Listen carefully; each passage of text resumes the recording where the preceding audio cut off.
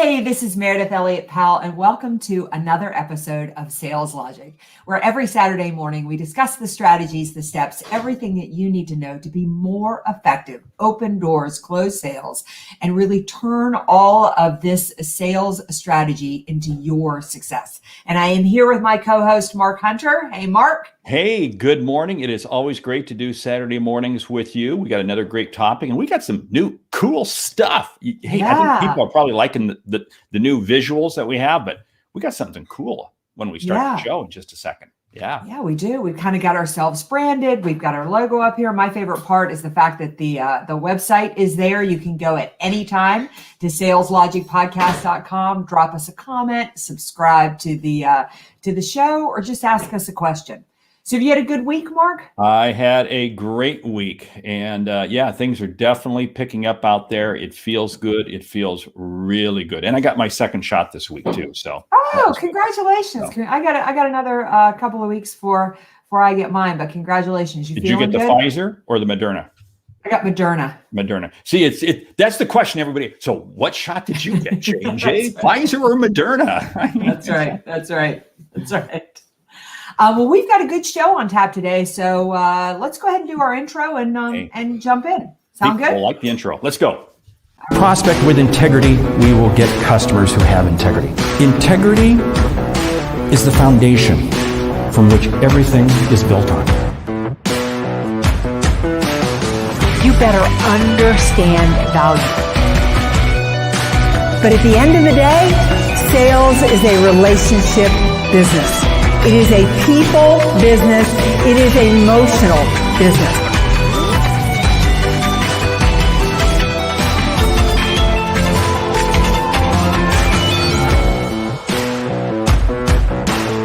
This is Sales Logic. All right. Pretty cool intro to the show, right? I'm liking that intro. I'm liking that a lot. So it's good. Yeah, I got to tell everybody, I'm having a little work done at my house. My studio is being rebuilt for the third time. So if you hear pounding in the background, that is what is coming up through the floor. So I hope that next week I'll be coming to you from the new studio. But let me just quickly tell you how the show works, and then Mark will dive us in to the topics. Every week we come to you on Saturday morning, and we talk about what's hot in sales today.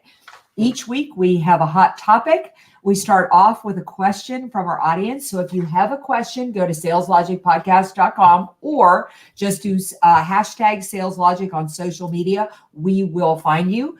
We discuss a book of the week. And my favorite part is we end with a lightning round because we want you to get return on investment from what we've got going on. So Mark, what's on tap for today? Well, what's on tap for today? The topic we're going to dive into is emotional intelligence and sales. Okay, there's so many bad jokes we can say on that. We're going to dive into it. Emotional intelligence and sales. We got a great question that comes from Cynthia. I'll get to that in just a second. Then, of course, we highlight a book that kind of goes with the topic because we want you to really kind of dig into it more. And boy, the lightning round this week. This one's a thought provoker. Wow. When I had to do some real thinking on this one. So anyway, okay, let's dive in first to the question. Cynthia in Denver asks, my company is making us go through emotional intelligence training. I am finding it very interesting, but struggling with how it is really going to apply to my sales process. Can you help? Yeah, Cynthia, let's start off by really paying attention to what's going on in emotional intelligence, because really where it can help and how you can apply it is, I think the sale really happens from you being keenly aware to all the cues that your customer is giving you that are not verbal cues. Wow, I have seen so many salespeople lose deals because they lack emotional intelligence. Imagine you're pitching your product, and if you could read the body language of the customer that they're getting irritated or they're getting bored, that really gives you the sense to start to pay attention to what else is going on. Emotional intelligence really begins by your own self-awareness, by you really understanding where you're comfortable and confident, how you communicate as a salesperson, so you can begin to adjust your style to better connect to the people that you are selling to. And along with that, emotional intelligence begins with yourself. Mm-hmm. And this is what's funny. We always talk about looking at the reading the other person's body language and what are they saying? What are they sharing with us? I'll tell you what, we are sending off body signals. We are sending off emotional signals. And we have to be as mindful. This is a deep subject, and it's a subject that people don't get well. So Cynthia, if you're saying, how do you apply it to the sales process? It's really about you having to take a step back and reflecting. What do you look like? How are you coming across to your customers? When I say look like, it's not just how you physically look. No. How are you responding? One of the things that I always say, one of the ways that I can measure emotional intelligence is what is the pause that goes into communication? Very simply put is this. The person who's rushing through things never allows 1 second of dead air. The person who is really looking to understand the other person's emotional intelligence always allows silence to take hold. Why? Because that's when the different signals really begin to come out. That's when things really begin to manifest themselves, and you really begin to understand where that other person's coming from. Yeah, I think one of the things that's so important about emotional intelligence, and we're going to talk a lot more about this next week, is trust. I mean, you have to understand that what you're selling, I don't care who you are, I don't care what you sell, it's a commodity. People can buy or believe at least that they can buy the product or service that you're selling anywhere. So they have to like you, they have to connect to you. And that's really what emotional intelligence is. Are you aware of how you communicate and how you connect so you can pay attention to what's going on with your customer and really be able to adjust your style to better connect with them? I think it comes down to 4 things. Mark said it. It begins with self-awareness, understanding yourself. You need to understand how people communicate in general. Mark has a different communication style than I have, a communication style. We have one of our partners in our mastermind who's incredibly detail oriented. That's a different communication style than I have a communication style. So you need to be paying attention to those nuances. The last thing you want to do is give a lot of information to somebody who just wants the bottom line results, or get straight to the bottom line with somebody who requires and wants a lot of information. You don't need to be irritated by somebody who asks a lot of questions because maybe that's what's important to them. You need to be able to pick up those signals. I mean, one of the things early on that I really struggled with was people who wanted a lot of information, because I don't. I really like a 1-word email and things like that. And people would ask me a lot of questions and I would think they weren't interested or they were irritated or something. But understanding how people communicate differently lets you know when they're interested, what you need to do more of. That is good. And with that, why don't we kind of roll into the topic, emotional intelligence in sales. And I'm going to add, one of the things that when we are truly embracing emotional intelligence, we really are allowing ourselves to be more flexible, because we're listening to, we're looking for, we're understanding the cues that the other person is sharing with us. And that in turn changes the cues that we send them. So emotional intelligence in sales is really about being more flexible and less transactional.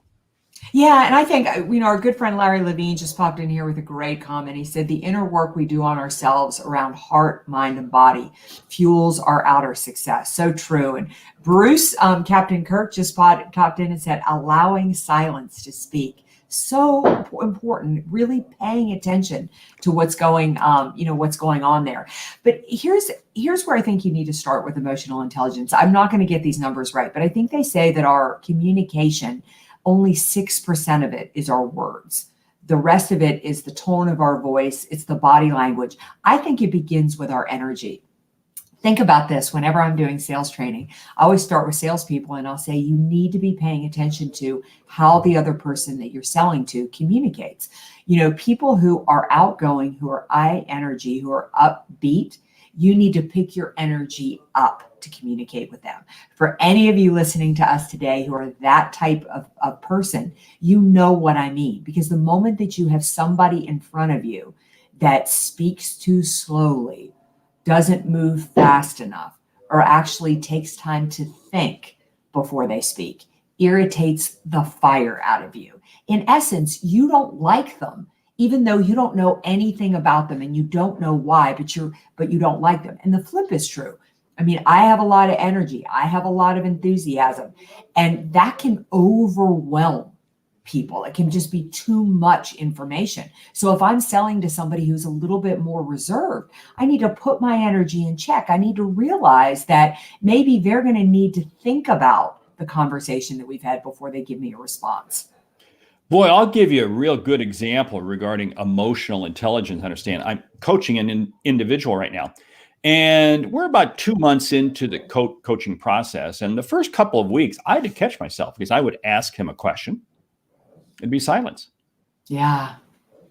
And I said, are you still there? And he said, no, I'm just thinking. You see, his style was to really just think and ponder. He's an engineer. His background is engineering. And he just wants to process and really think through before he shares. Now, I understand those silence breaks. And it's very, very interesting, but he has picked up on me because now when he asks me a question, I pause. I may have an answer, but this is what's interesting. I think because I pause and wait before I speak, he now places more value in the answer I'm sharing with him because I'm now matching his communication, his emotional style. Yeah, I have years ago, I went on a hiking trip and I met a gentleman there, and he was definitely just a really outgoing and very relationship oriented person. And we ended up hiking together a number of days, and he happened to live in the States. He never really asked me exactly what I did. He had some kind of idea around what I did, but we mostly talked about all the places we'd hiked all over the world, the things we'd done, the fact that we both like to ride bikes too. And as soon as we got back to the States, he's the CEO of a company. He called and hired me to come into his company and do some work for them. What you have to understand about that is he's relationship focused. If I'd have gone into the details of what I do, how I could serve his company, that's not what he's interested in at all. So you have to think about, not only are people outgoing, or they reserved, but are they relationship focused? He just wanted to get to know me as a person, and that was enough to hire me. Somebody else doesn't care at all about what I did over the weekend. They're not interested in my personal life. That tends to be me a little bit.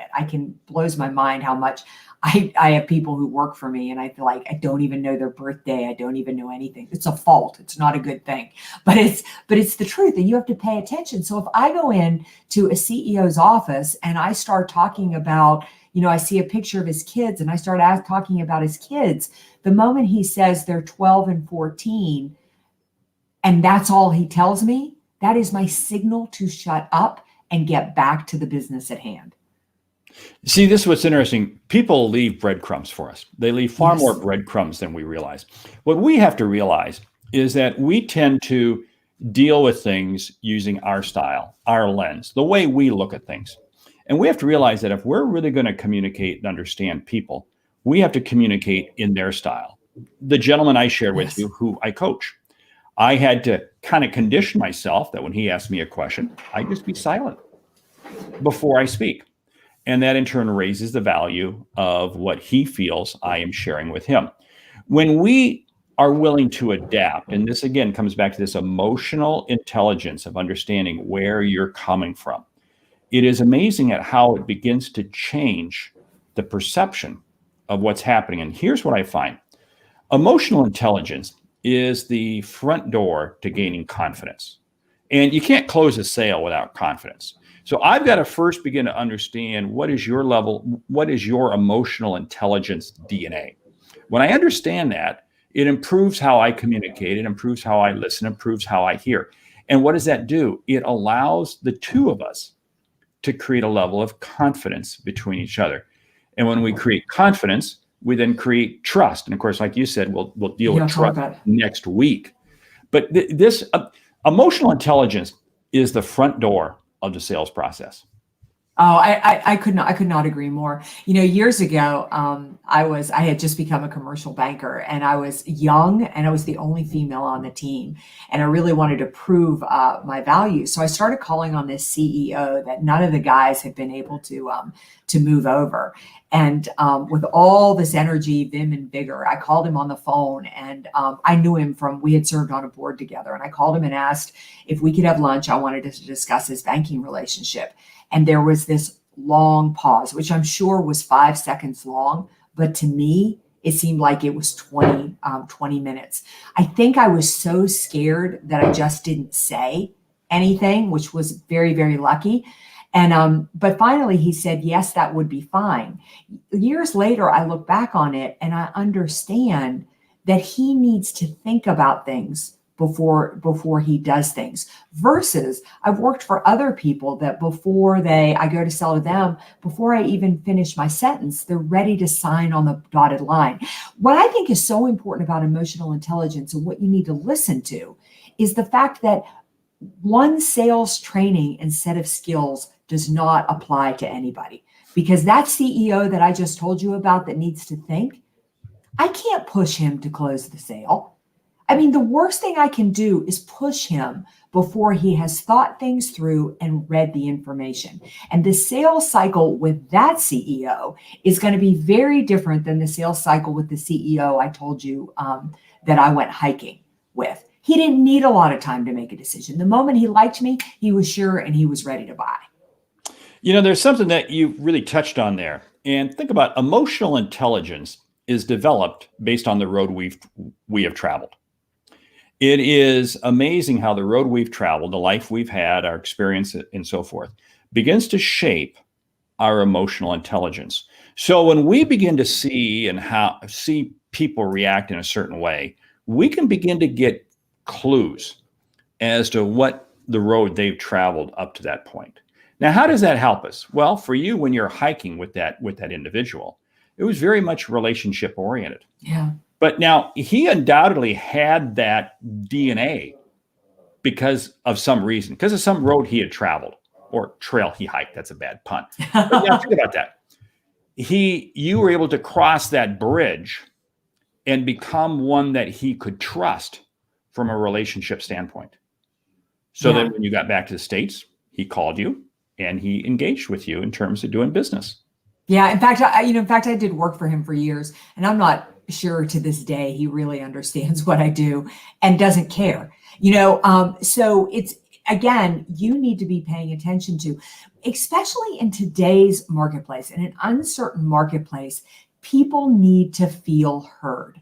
So if I'm trying to sell to Mark, and Mark is outgoing, upbeat, high energy, and not interested in the detail, and I move methodically, I like a lot of detail, and I'm going through all the questions that my sales training told me to ask, I am messaging to Mark that the way that I communicate is more important than the way that he communicates. And I signal to him without ever saying it that the relationship will be more about what I want versus what he needs. Versus if I immediately pick up those clues in the moment that Mark's high energy, and I pick my energy up and I start talking to him in a language that is comfortable for him, I signal to him, I hear you, I'm listening, I'm going to put your needs ahead of my needs. You talk about differentiating yourself in the marketplace. That's going to differentiate yourself in the marketplace. See, and that's so key what you just described. But here's one piece.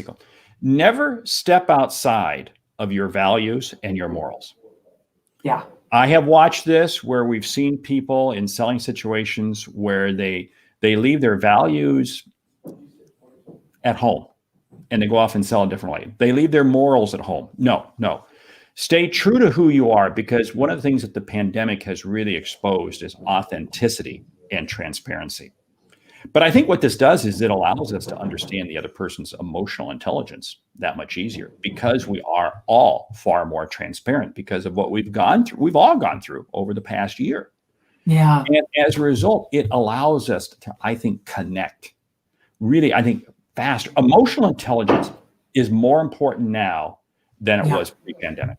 I would agree. I want to draw attention to last couple of comments we had, and Matt was talking about the fact that in the therapy session, his therapist really used silence with him, and he had a huge breakthrough.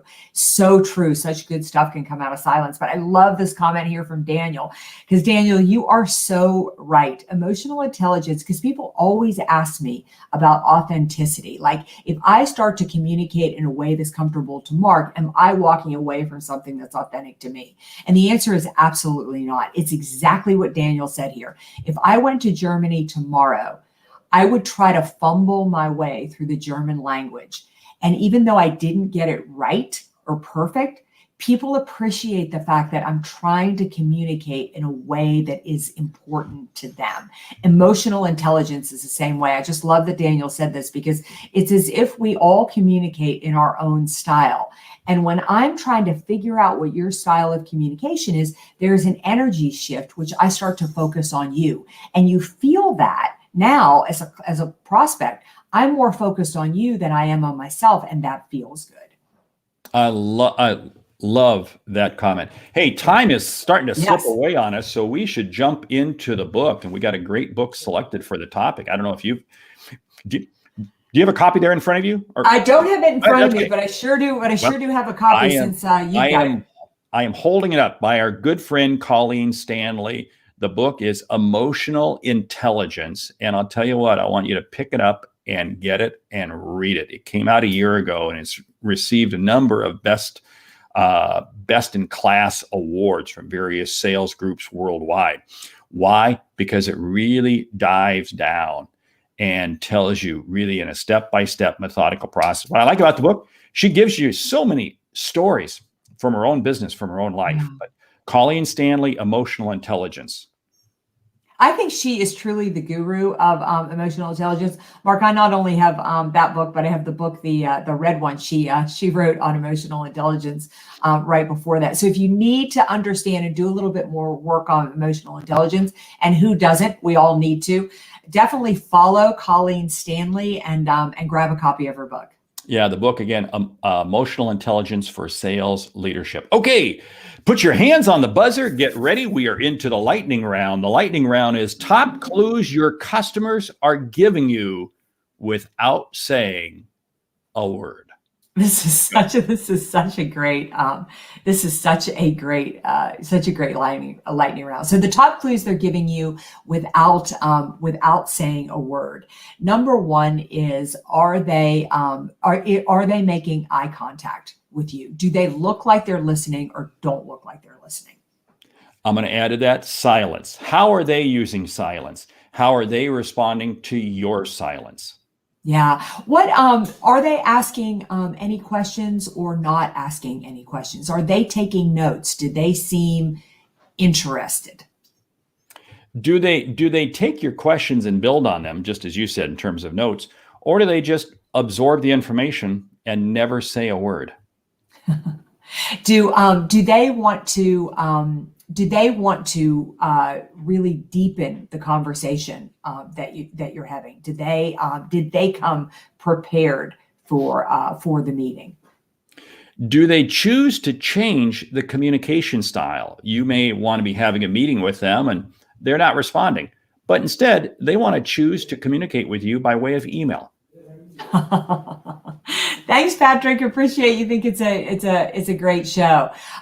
They actually maybe do or do not tell you that you need to meet other people in the company. They're starting to talk about the future or not talk about the future.